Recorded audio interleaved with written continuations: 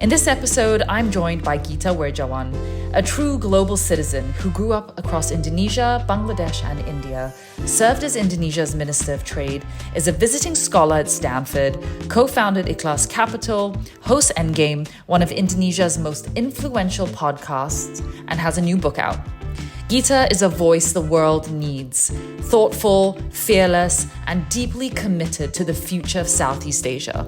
Our conversation dives into his remarkable journey and, more importantly, why voices that truly reflect us are essential for shaping our region's future. So like many Asian kids, you learned to play the piano as a little child, and you were actually very good.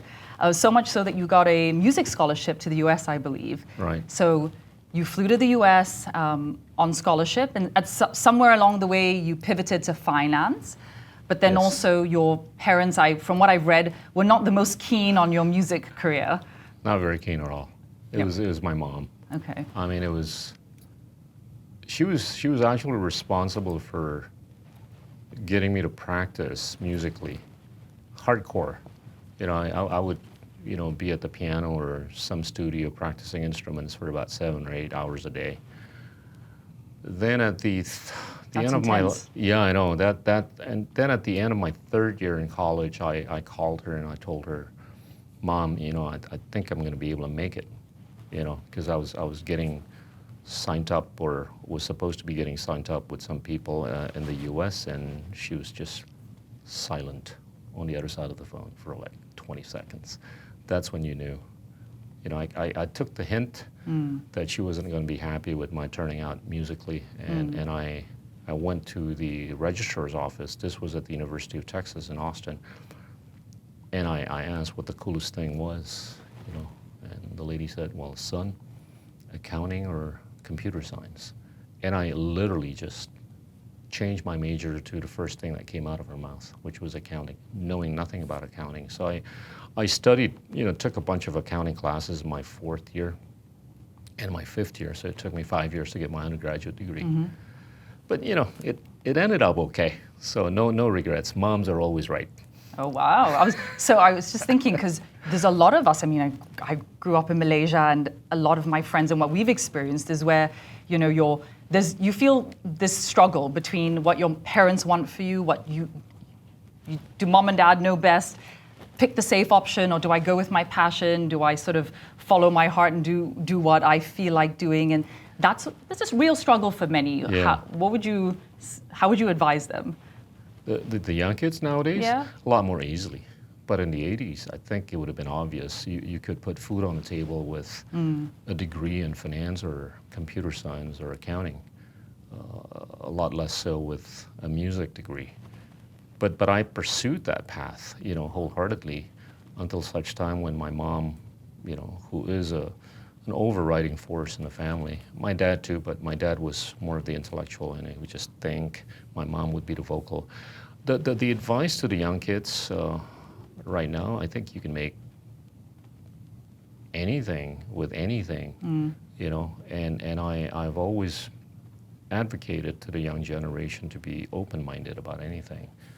You pursue music, you pursue arts, you pursue empirical science, you pursue whatever. As long as you stay open-minded about how the evolution of the world from an ecological standpoint, climate standpoint, economic standpoint, geopolitical standpoint, I think that's going to get you more prepared for what's to come. Yeah. I speak to a lot of young people, and they are inundated with information, right? There is not an issue with accessing a wealth of information about everything you just said, but there's an uncertainty of, well, what is that next step? Which opportunity do I take advantage of? What's the right path for me? And so, we often ask ourselves these 3 questions in trying to think about that next step. What am I good at?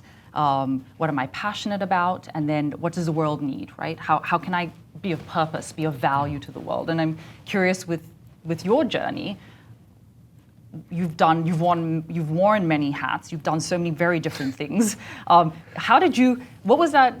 That's bad and good. We learned some good moves, bad, not so good moves, but we learned from them. Yeah. Did you have a thought process before you made these next steps? What did you think about? What went through your head?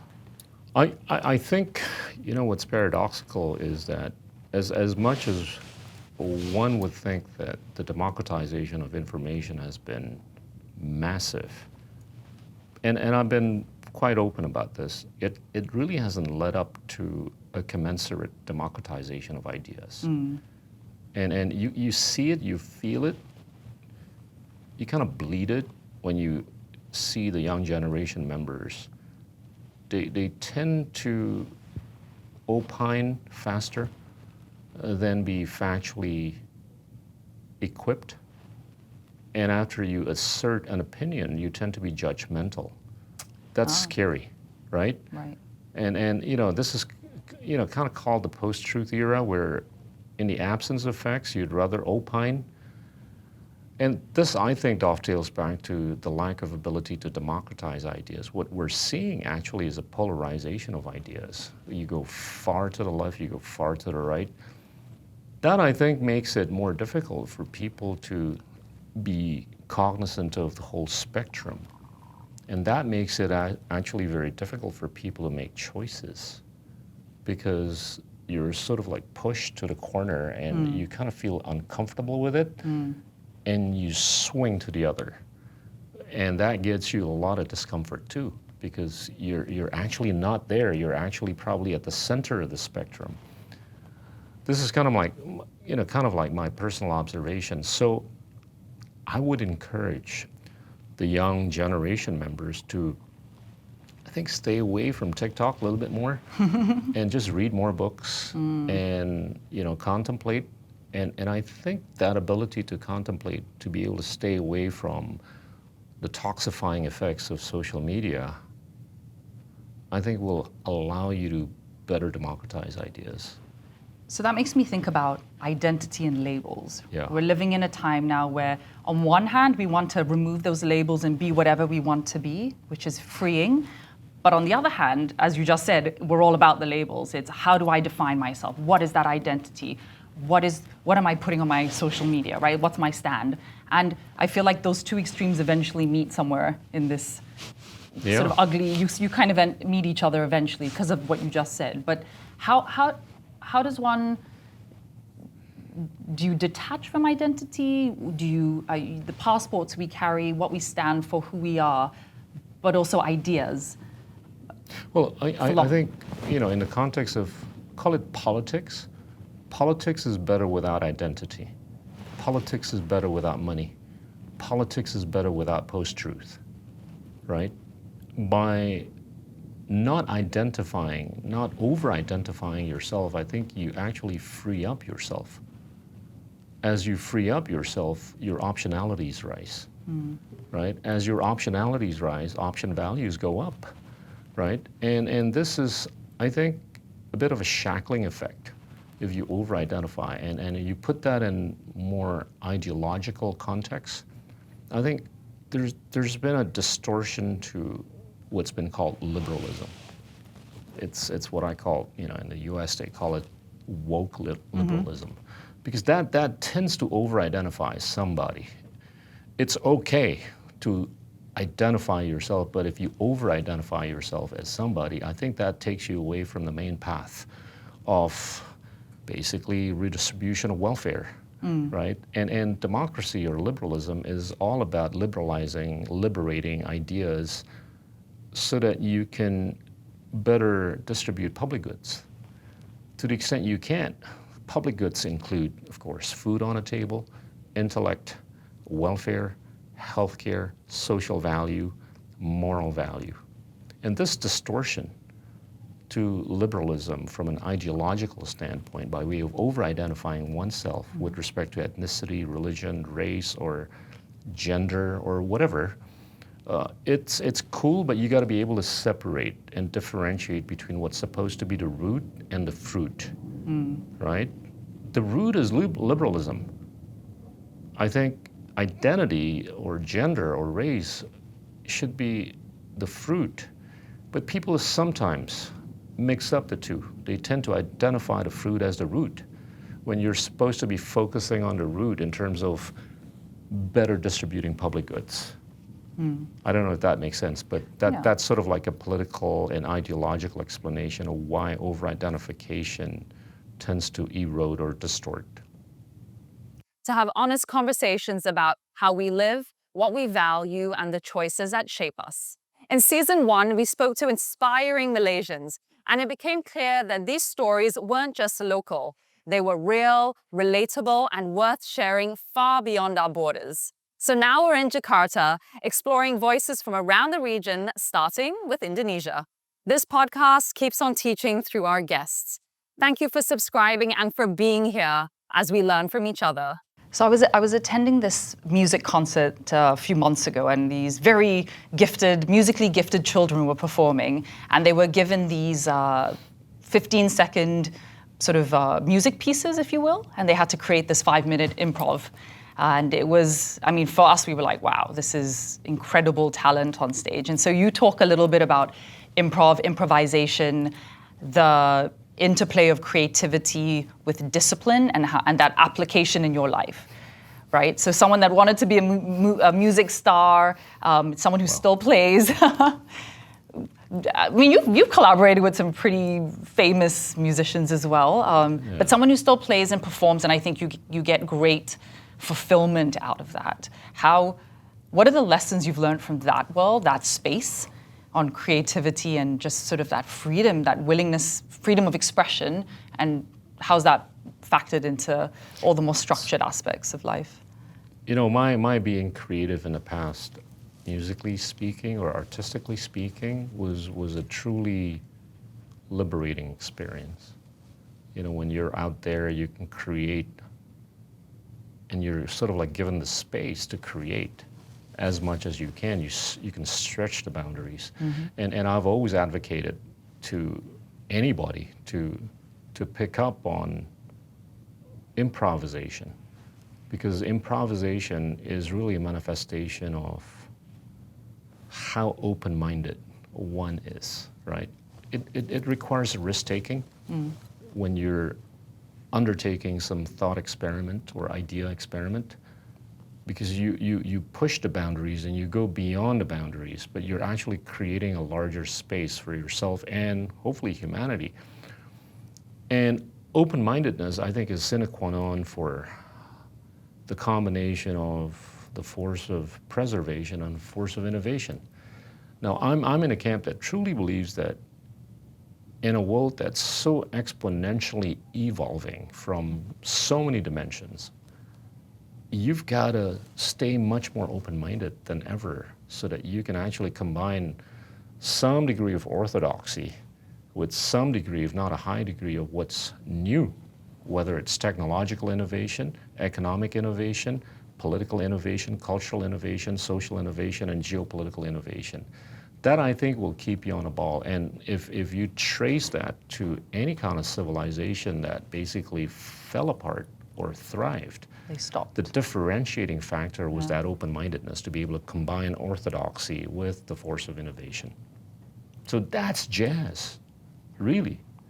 Because jazz is being able to syncopate and follow the tributaries and distributaries of life, the rivers and whatever, right?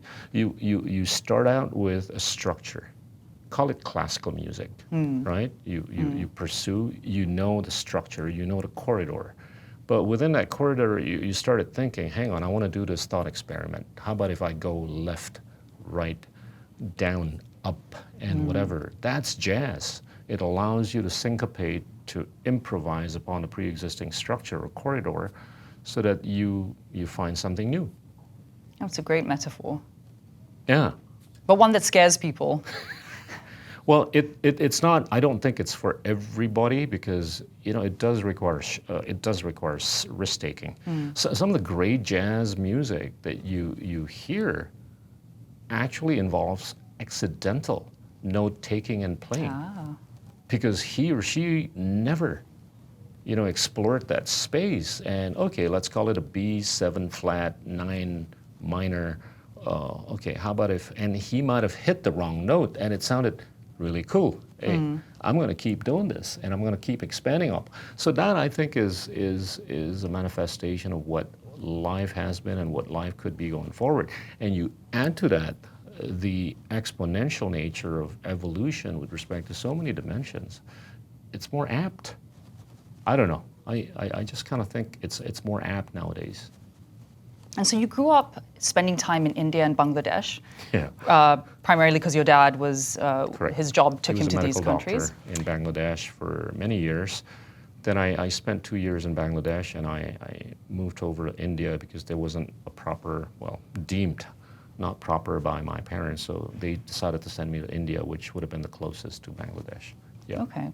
And you picked up golf at that point? No, I actually learned how to play golf before we went to Bangladesh. My mom, being the tiger mom, she would ask me to learn how to do sports, do music. Everything. Do She math, got all the boxes ticked. Yeah, man. She's still alive. She's 94. Oh, wow, amazing. Yeah, and she thought that would be a good idea for me to transfer to New Delhi and then, learn a little bit more English. At that time, I wasn't able to speak English as well as I do now. So. Okay. And you picked up golf then, and you, by the sounds of it, you still play golf today. A little bit? At best recreationally, but when I was young, until mid-20s, I played, early 20s, I played still competitively, and I was doing okay amongst, other things, I was more keen on other sports. But then I stopped for about 7 years because I just couldn't afford it. It was just getting too expensive, and in the U.S., school was getting expensive and life was getting expensive.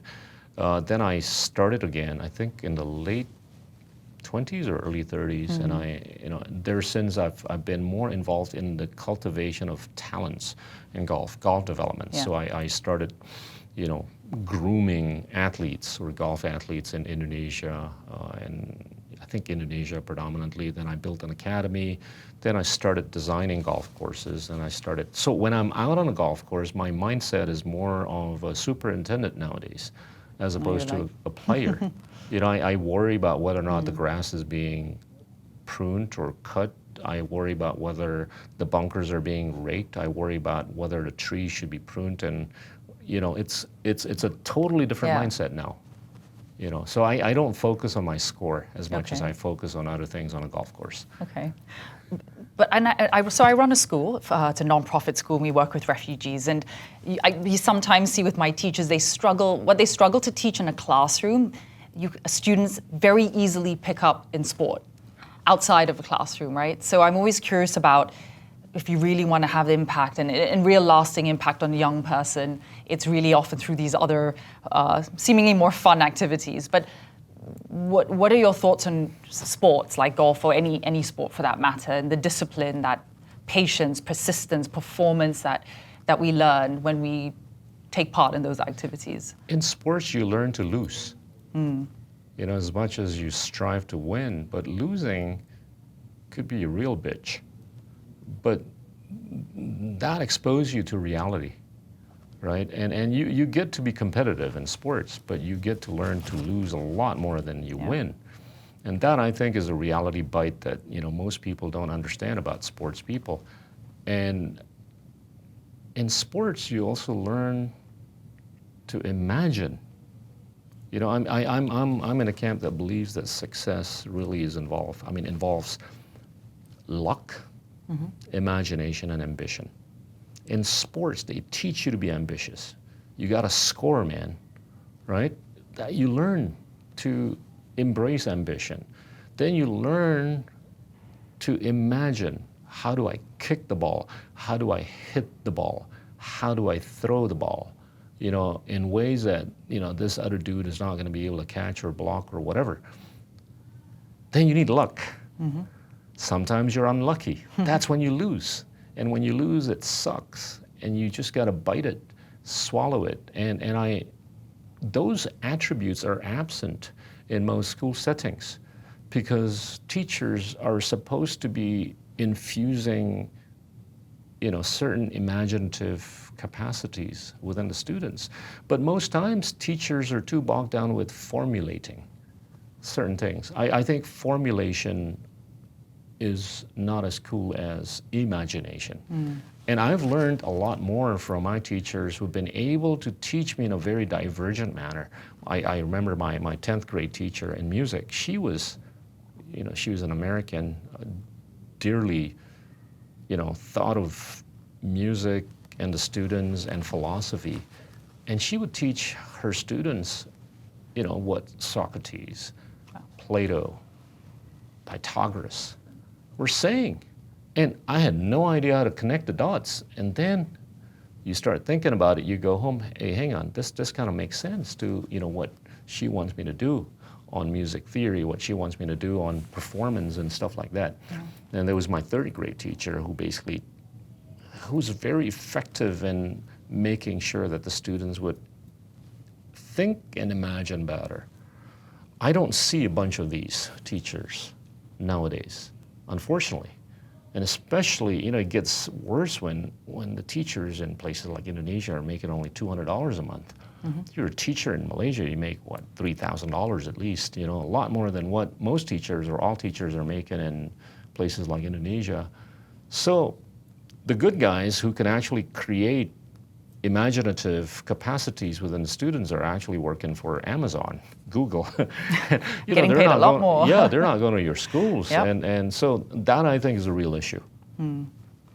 So a lot of your efforts today are focused on Indonesia, Southeast Asia, and from a lot of what you've spoken about, I feel that you feel that Southeast Asia is a force to be reckoned with. Untapped potential, if you will.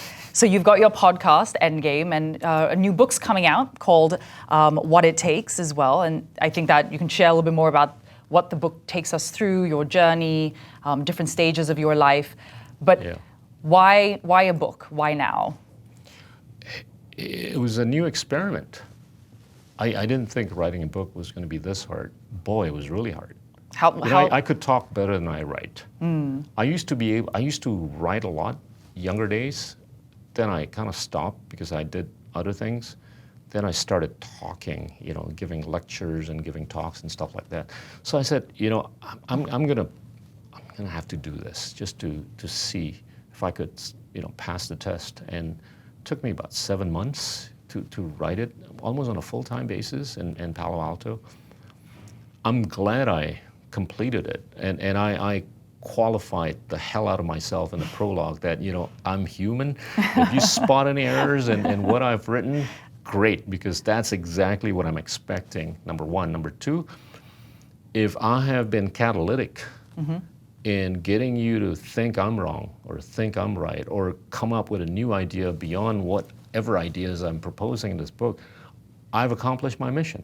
So the idea of writing this book was basically twofold: to overcome that barrier, which I thought was so gigantic, and number two, to basically be catalytic, to a further discourse amongst friends and colleagues in Southeast Asia.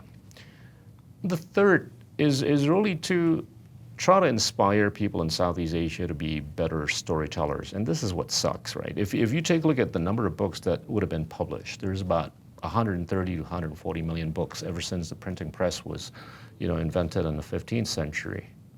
You know how many books have been written about Southeast Asia? Cumulatively. Only 375,000. Wow. Which is only 0.2% of all the books out there. So it doesn't make any sense, because Southeast Asia's population of 700 million people makes up about 9% of the global population. It doesn't make any sense for a region that's so huge, 700 million people, $4 trillion worth of GDP, being narrated only to the extent of 0.2% of whatever books that are out there. And a bunch of those 375,000 books are written by non-Southeast Asians. So it just underlines a point that Southeast Asians need to be better storytellers. Southeast Asians need to tell stories to each other. Southeast Asians need to tell stories to the world that we are so huge, we're so relevant. And this is, I think, a geopolitical point that needs to be recognized by us, but the world over. And you go to some places in California, they don't know where Penang is. They don't know where Phnom Penh is. They don't know where Chiang Mai is.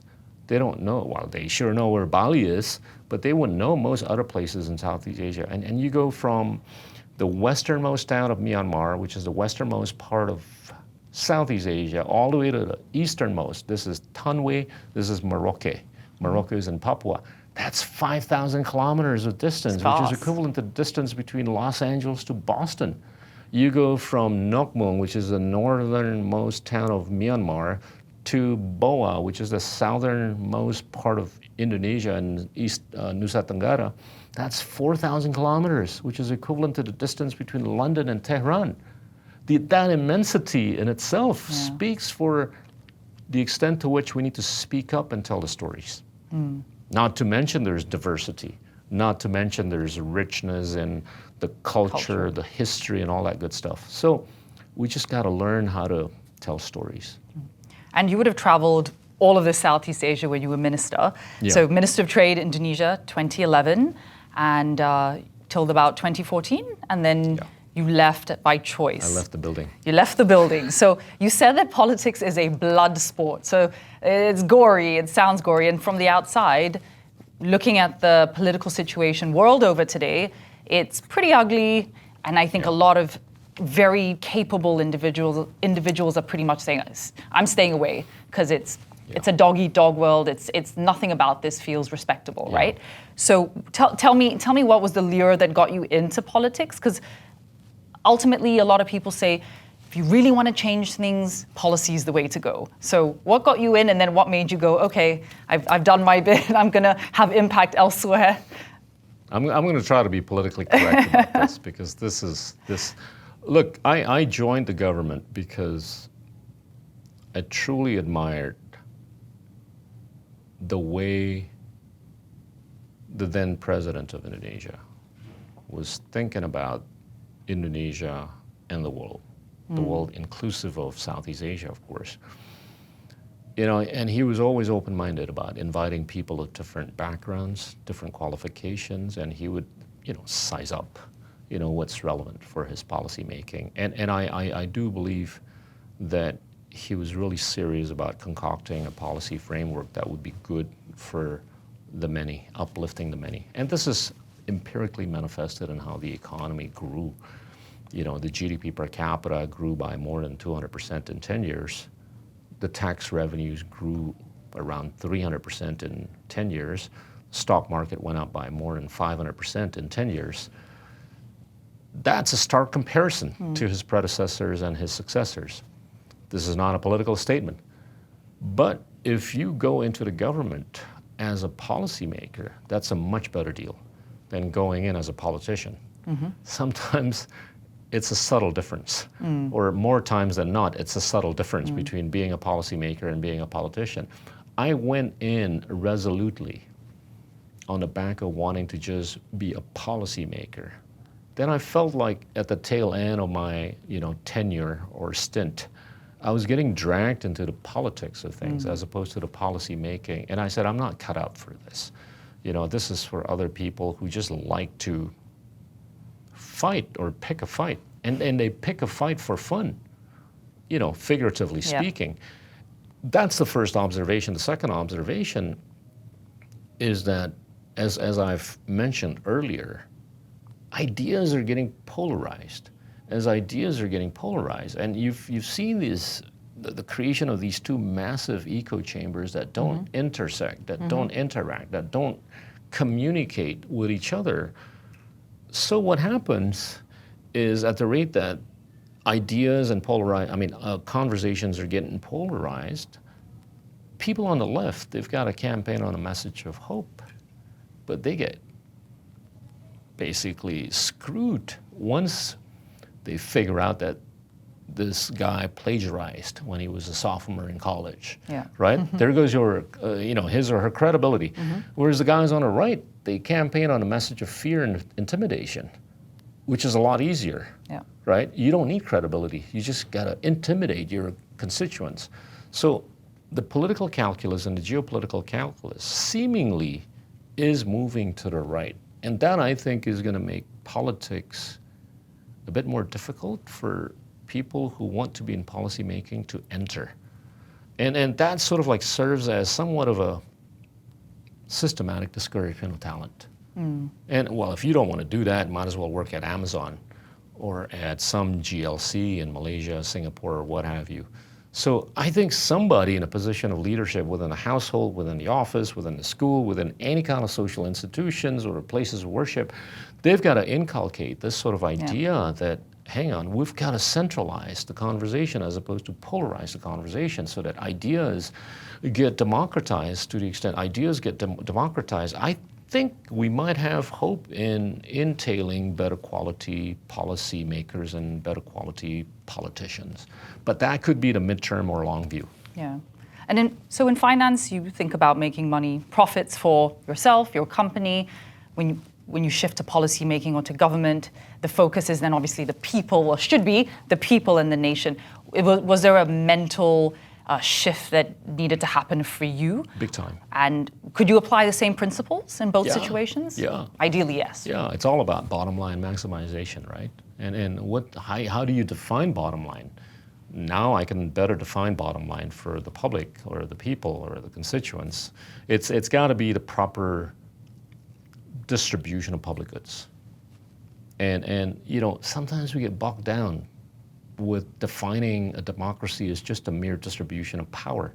It needs to be manifested on a proper distribution of public goods. And public goods include, of course, power, but also intellect, education, healthcare, welfare, social value, and moral value. And many democracies around the world, you know, get too proud in defining themselves as a democracy just by way of by way of a sheer distribution of power to the hands of many.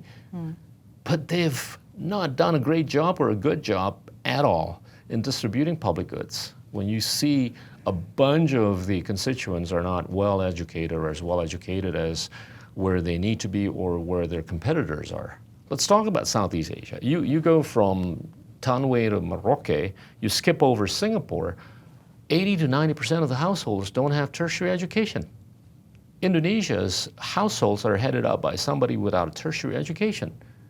And there's 8,000 universities in Southeast Asia with about 19 million students. China has only 2,600 universities. Southeast Asia, 8,000. China, 2,600. Wow.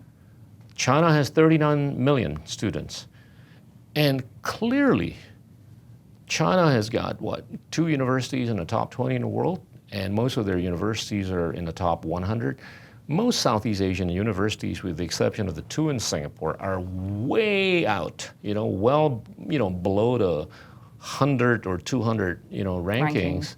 And the PISA score, which is a manifestation of the lingual proficiency and STEM proficiency for the 15-year-olds, only Singapore and Vietnam are above the global average. Even Malaysia is, forgive me, below the global average. Indonesia and the rest are below global average.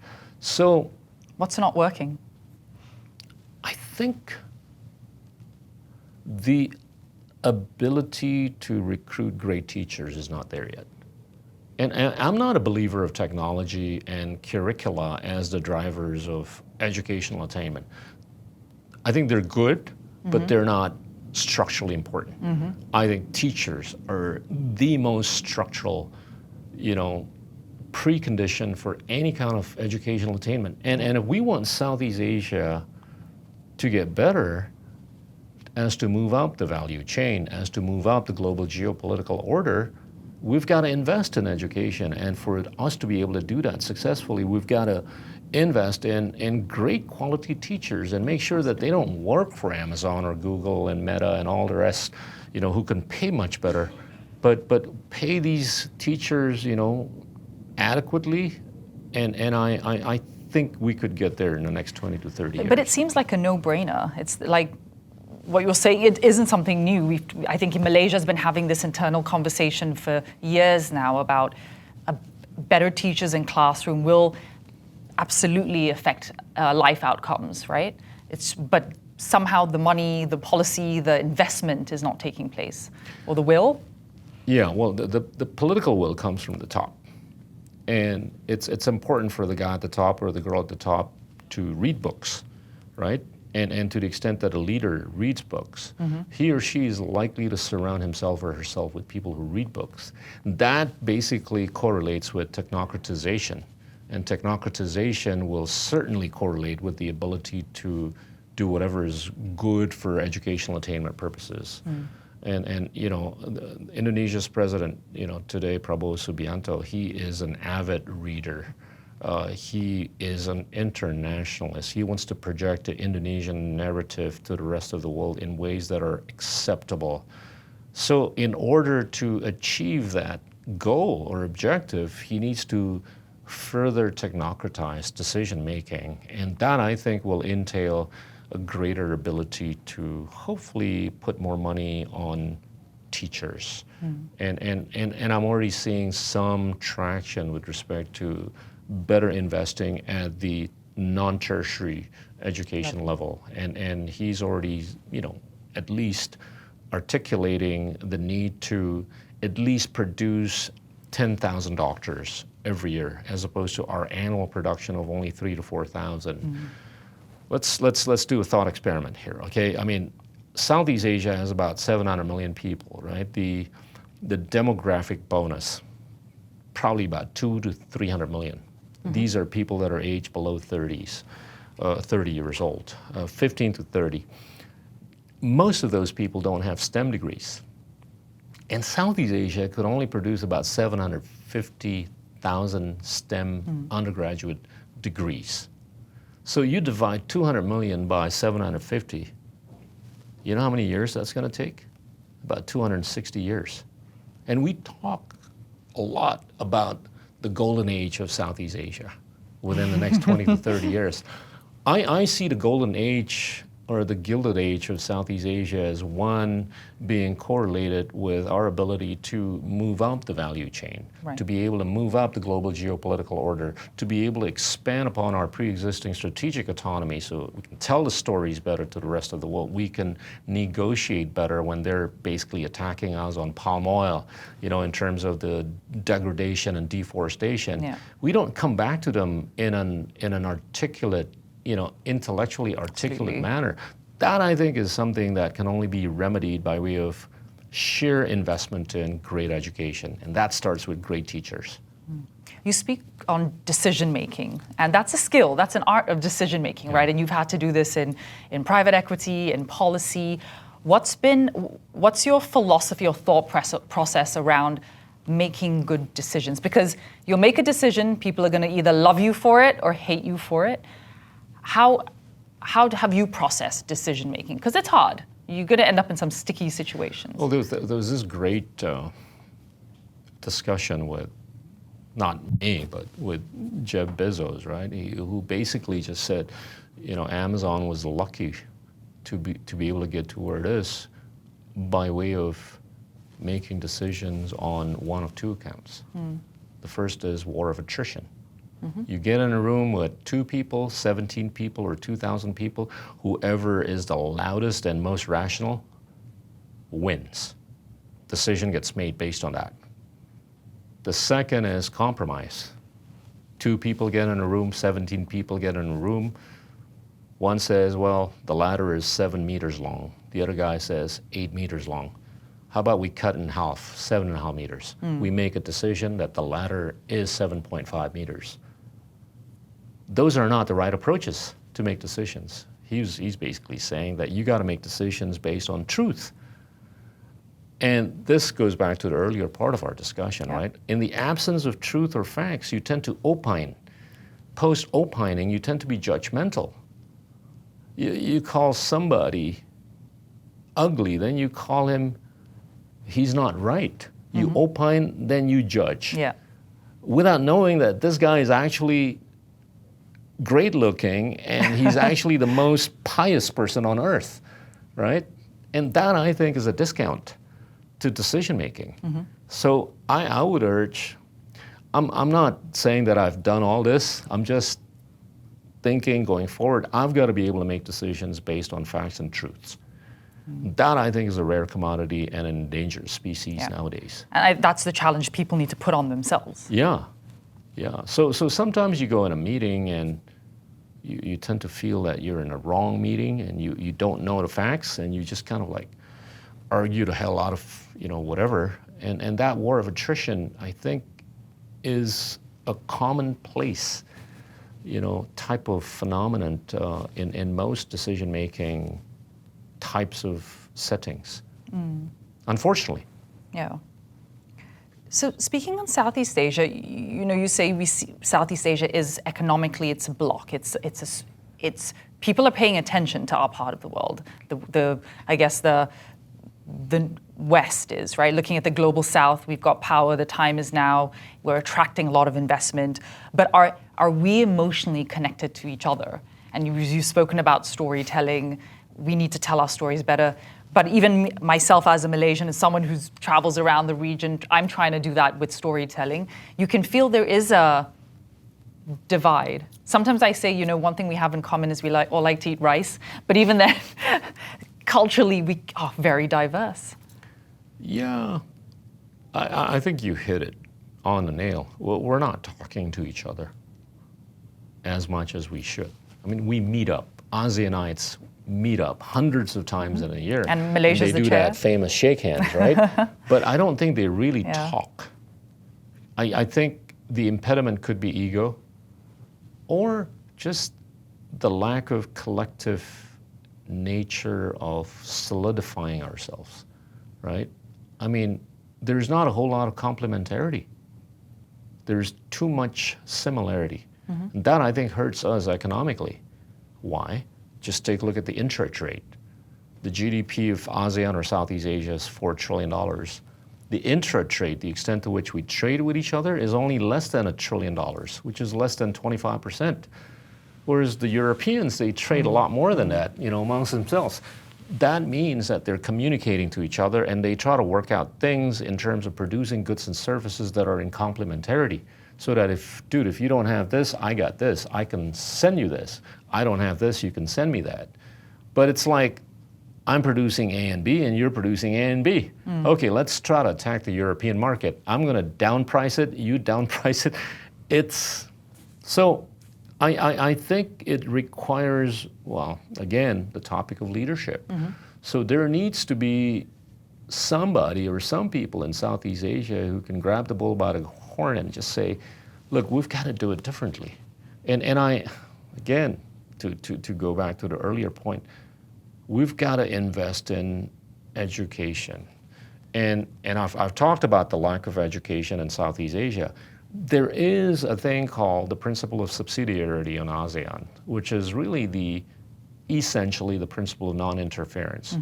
I do believe that we need to interfere on education because it is correlated with increasing our wherewithal to be able to deal with global challenges. To the extent that global challenges are exponential in nature with respect to ecology, climate, economics, and geopolitics, collectively amongst the 700 million people in Southeast Asia, we've got to figure out how to better educate ourselves. And there's a great sample, a great example in Singapore where they have taken themselves to the hill. They're basically the LeBron James in Southeast Asia. They've taken the lunches of many people in Southeast Asia. To be fair, they've educated themselves to a level where I think most others, Southeast Asia have not been able to attain. So how about if we just copycat whatever they've been doing great, to Laos, Vietnam, Myanmar, Indonesia, Brunei, Malaysia, Thailand, Vietnam, and all the rest. And if we can do that and, we can differentiate, from a timeline standpoint, maybe for some country it's going to take about 15 years, others 13, 12, 9, 8, 7, 5, whatever. I think we could converge a little bit better, and that's going to allow for a much more solid collective foundation for the region, economically speaking and non-economically speaking. So the argument many would make is that, well, Singapore's it's like a little city-state.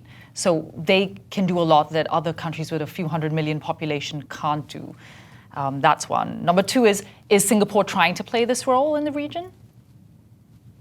I'm not sure about that, whether it's by design, but I think, the earlier and the current leaderships of Singapore, they've been resolute in educating the public, and they've been resolute in democratizing talent, recruiting talent on the basis of meritocracy as opposed to just patronage and or loyalty. And they've been, I think, resolute in moving up the value chain in the global geopolitical order, irrespective of what the other countries in Southeast Asia do. I think they want to gel with us, but I think we could copycat, a little bit, if not a lot, of what they've done good at. And they've been able to economically thrive because they've been able to get massive amounts of economic capital allocation from the West and the rest of the world. And thanks to, number one, rule of law. They don't BS around when it comes to rule of law. Whereas the other countries, they kind of are a little bit hazy when it comes to rule of law. Number two, they've been really great at translating uncertainties into risks. Uncertainties are unknown unknowns. Risks are known unknowns. So risk is, sort of like saying, well, sir, you're thinking about bringing 100 million to my place to build a factory. I can tell you that there's a 68% probability that there's going to be an electricity blackout for about 2.5 months in a year. To the extent that happens, your top line is going to go down by 12%, your bottom line is going to go down by 18%. And the other guy is going to go, okay, I can calculate that. Yeah. I can quantify, I can price it. I can still live with, an 18% drop on my bottom line because my IRR is going to be this much, whatever. Then the other situation is, this guy brings 100 million to build a factory in some place in Southeast Asia, and this guy says, well, I really don't know whether there's going to be blackout tomorrow. That's unknown unknown. So what we've got to learn is to improve upon our existing wherewithal to translate unknowns unknowns into known unknowns. When we can do that collectively, oh boy, I think Southeast Asia is going to be awesome. Have you seen sparks of this across the region? I've seen. I think the way to do that is to create storytellers. Storyteller, you're a storyteller. How about if we get 5 to 10 storytellers from Laos, 5 to 10 from Vietnam, 5 to 10 from Myanmar, 5 to 10 from Brunei, 5 to 10 from Singapore. Singapore's got a great number of storytellers. But the other 9 countries, I think they've got to get, better and more international storytellers. We go back to that number of books. We're not being narrated. We're not narrating ourselves to the extent necessary. So if there was one policy or mindset shift that you think could unlock ASEAN's full potential in the next 10 years, this would be it? This would be it. Education, I think, is key. And at the non-tertiary level, make sure that all 10 countries are above the global average. Because when you're a multinational CEO somewhere, you want to deploy capital. And let's not forget, the West, which is flush with liquidity, they've got to diversify capital for risk-adjusted return purposes. And Southeast Asia is a great destination within intuition, okay? Then, if every country's score or PISA score is above the global average, multinational company CEOs, they look at PISA scores because PISA scores correlate with vocational skills. When you're building a factory, you need to make sure that the people that are going to be working at the factory are ambidextrous and they're cognitively gifted, so they can figure out how to put the screws and the bolts and whatever on, whatever that needs to be put on. And at the tertiary level, let's make sure that we've got 20 to 30 universities that are in the top 50 at least in Southeast Asia. When we get there, I think the scientific discoveries, within Southeast Asia are just going to be relevant to our very need to move up the value chain and geopolitical global order. In your book, you talk about, I think you explore the theme of think big, start small, right? To some degree. Implicitly, I didn't say that. Yeah. What does that mean for young people entering the world? We look around, a lot of people look around and they just see challenge after challenge. Systems are so entrenched. How do you be part of the system? Do you change the system? Do you just leave the system? Also, those who are just entrepreneurial. Southeast Asia is known for having a huge startup market as well, right? What would you say to those individuals? Well, there is a tech winter, admittedly. Yes. And that's largely because the economic capital that would have been deployed 10 to 15 years ago was done so on the back of this belief that there was going to be linearity to the pre-existing robust economic growth trajectory. It was like this, and it kind of tapered. And that tapering, caused, call it disillusionment amongst the capital allocators. So they're pulling back, right? They're not withdrawing permanently, but I think they're sort of like parking themselves in a rest area and sort of like waiting to see if the highway is going to allow for more throughput. So I think the leaderships of Southeast Asia at the moment, they're really thinking big, right? In terms of putting Southeast Asia on a pedestal, on a new pedestal, on an unprecedented basis. So think big really is being able to imagine, right? You got to imagine, and do small is really about being incremental. I think incrementalism is good, just by nature. You don't want to jump. You don't want to try to quantum leap because you are at risk of slipping or stumbling. And I think the nature for Southeast Asians is to do things with incrementalism, with the hope of some sort of non-linearity, right? That would allow you to go up like that exponentially. That requires serendipity. So success, as I aptly pointed out earlier, requires serendipity, ambition, and imagination. So you've got the imagination. You just got to make sure that you do things with incrementalism, with the hope that you can be serendipitous. And quickly touching on responsible capitalism, we want to make money, we want to make a lot of money. Where do ethics come into play? From an individual point of view, also government point of view, and also in a region where I think we have all different political systems, right? We pretty much have a spectrum of different types of political, economic systems. Well, paradoxically, if you take a look at China, which is an autocracy, they've actually been better at democratizing talent. 83% of the population of Southeast Asia, 83% of the economy of Southeast Asia are democracies. Malaysia as a monarchy embraces constitutional democracy. So do Cambodia and Thailand, right? Brunei is an absolute monarchy. Beyond these four monarchies, you've got Singapore, Philippines, Myanmar, and Indonesia that are multi-party systems, call it democracy. And 83% of the population, 83% of the collective economy are on a democratic path. But I would argue that many have not been great at democratizing talent. They've been recruiting talent a lot more based on patronage and or loyalty, as opposed to meritocracy. So China has been dogged in recruiting talent on meritocracy. That's the first observation when you're juxtaposing China with Southeast Asia, economically speaking. The second is that China, from a political standpoint, is centralized, but from an economic standpoint, they're decentralized. If you're the mayor of Chengdu or Chongqing or Shenzhen or whatever, you take the entrepreneur dude within your zip code on a plane to Stuttgart and you cut a deal with Daimler. Dude, how about if you built a factory? You don't need to consult with Beijing.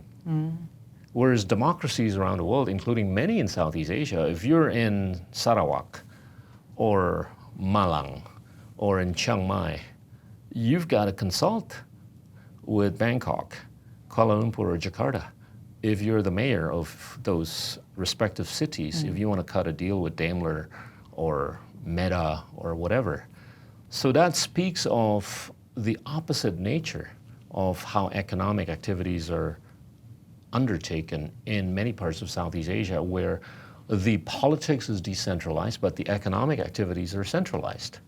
So this explains, as you alluded to earlier, the increasing inequality of wealth, the increasing inequality of wealth, income, wealth and income, increasing inequality of opportunities, and the increasing centripetalism of economic development, where you have a higher acceleration of economic growth in the primary cities versus down in the secondary, much less in the regional towns. A bit paradoxical. When you call yourself a democracy, you're supposed to be democratizing economic activities or decentralizing activities, but you're actually centralizing activities. So how do you remedy this? Well, capital markets are a manifestation of the flows of economic capital, but also the flows of technological capital.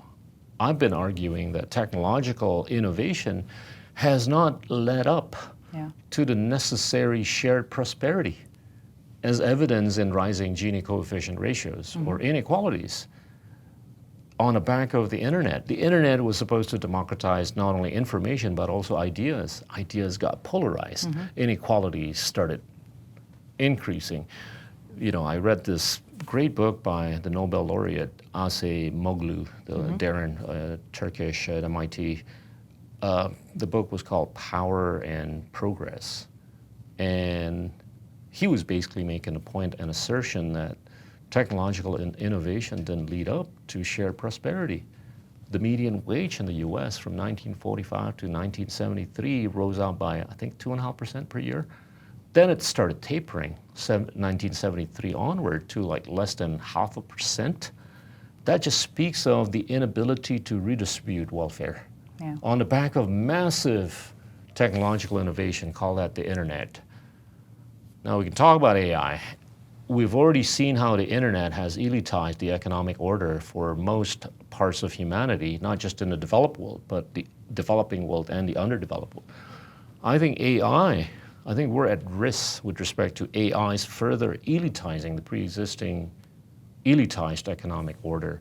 So if capital markets are the tool to funnel economic capital for purposes of technological innovation, I think the leaders or people in a position of leadership anywhere, in the households, in the offices, in the schools, in public offices, and in the political spaces, they need to be cognizant of the historical perspective that shared prosperity has not happened on the back of technological innovation and financial innovation. Going forward, I think we've got to make sure that technological innovation and financial innovation need to lead up to a higher degree of shared prosperity. Well, you shared so much of your philosophies with us and all the different roles that you've played over the years. Who is Gita without the achievements, without the labels, the identity, what you've done, what you've achieved, who you are, if you had to describe yourself? I think I would like to make the assertion that I've made a lot more mistakes than, call it, positivities, right? And what people don't see is the scratches on my body, the bruises on my body for having fallen many times. And I I always teach people to be somewhat anti-fragile as opposed to just being resilient. Anti-fragility is really being able to get up and fly, whereas resilience just means being able to get up after you get beaten down. So if I were to introduce myself, without the occupation, I would introduce myself as an open-minded human being. That I think will take me to places. And I don't talk about what positions I held in the past, what stuff I've done in the past, but I think that open-mindedness has led me to where I am. Look, 4.5 years ago, who would have thought I'd be a podcaster? I had no idea that I could do it. And I said, my son actually recommended that I tinker with this idea and said, okay, let's give it a shot. And this is my new passion, and I would like to continue doing this as long as I truly believe that this is going to translate into people's better ability to translate uncertainties into risks or stuff that can be better quantified, better predicted, better measured, and better priced. That I think is relevant to the global South. Thank you. Thanks. Thank you.